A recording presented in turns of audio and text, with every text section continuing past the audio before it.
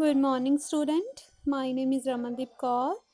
ये लेक्चर है आपका बेसिक अकाउंटेंसी का। आज हम अपने इस लेक्चर में जो हमारा नेक्स्ट टॉपिक है पैटी कैश बुक वो करेंगे, राइट। तो पैटी कैश बुक क्या होती है? जैसे कि बड़ी बड़ी ऑर्गेनाइजेशंस होती हैं तो वहाँ पर क्या होता है कि स्मॉल जो पेमेंट्स होती हैं वो डेली बेसिस पर होती रहती हैं, जैसे कि पोस्टेज, कार्टेज, स्टेशनरी, ये सारी जो पेमेंट्स है वो होती रहती हैं।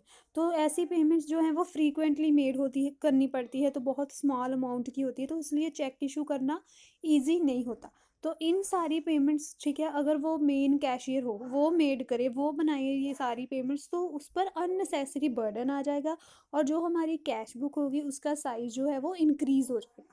तो इस चीज़ को अवॉइड करने के लिए जो बड़ी ऑर्गेनाइजेशन होती हैं वो क्या करती हैं कि वो एक अलग पर्सन को ये काम करने के लिए दे देती हैं, ठीक है, जिसको हम पैटी क्लर्क और कैशियर भी बोल देते हैं, जिसको हम जो ऑर्गेनाइजेशन है वो एडवांस में अमाउंट दे देती हैं उनको पैटी एक्सपेंसेस के लिए पे करने के लिए, राइट।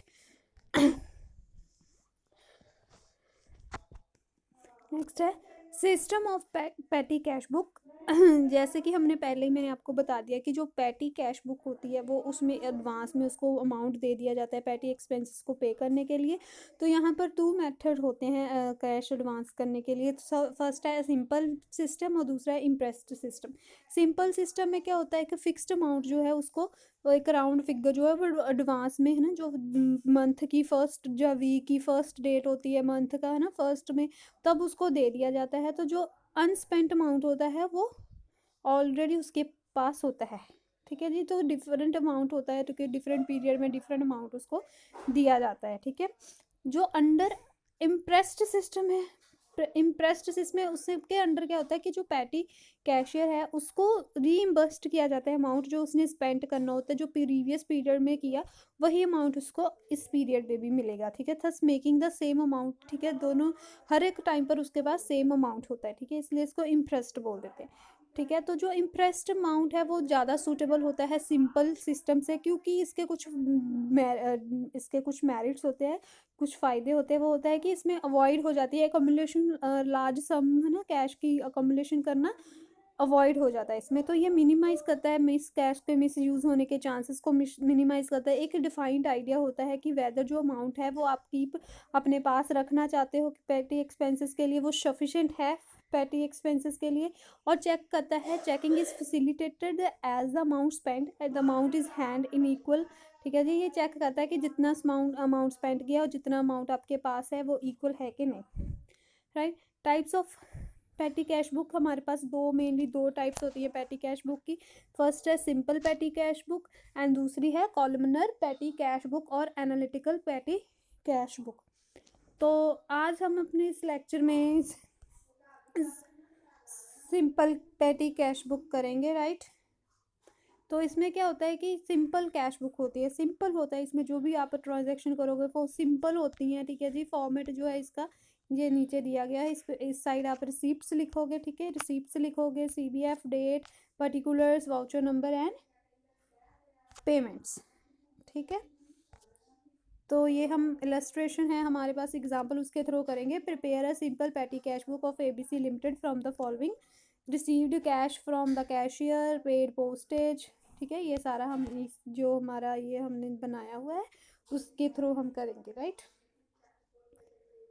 तो ये देखिए यहाँ पर हम पूरा जो उसका सिंपल पैटी कैश बुक का था हमारा फॉर्मेट वो बना लेंगे। यहाँ पर ₹P लिखेंगे, ₹P लिखेंगे, ठीक है, दोनों साइड पर।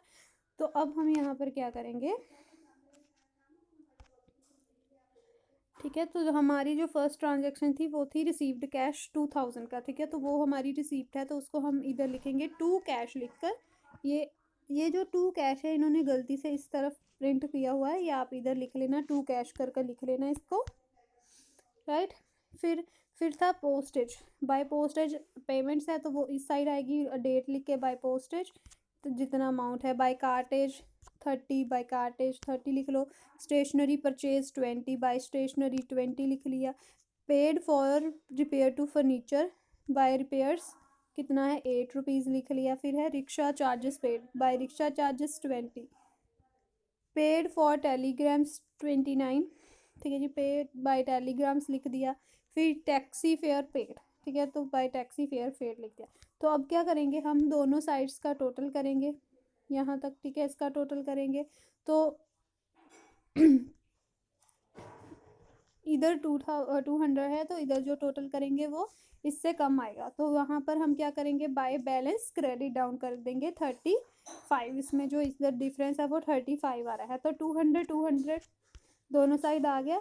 तो अब दे जो हमारा बैलेंस क्रेडिट डाउन किया था, अब इसको हम नेक्स्ट डेट के लिए बैलेंस जो है ब्रॉड डाउन करेंगे 35 रुपीज़ 40 पैसे हम जो है क्रेडिट ब्रॉ डाउन करेंगे, राइट। ये बैलेंस ब्रॉड डाउन भी इधर आएगा, इन्होंने इधर लिखा हुआ है, ठीक है, ठीक है।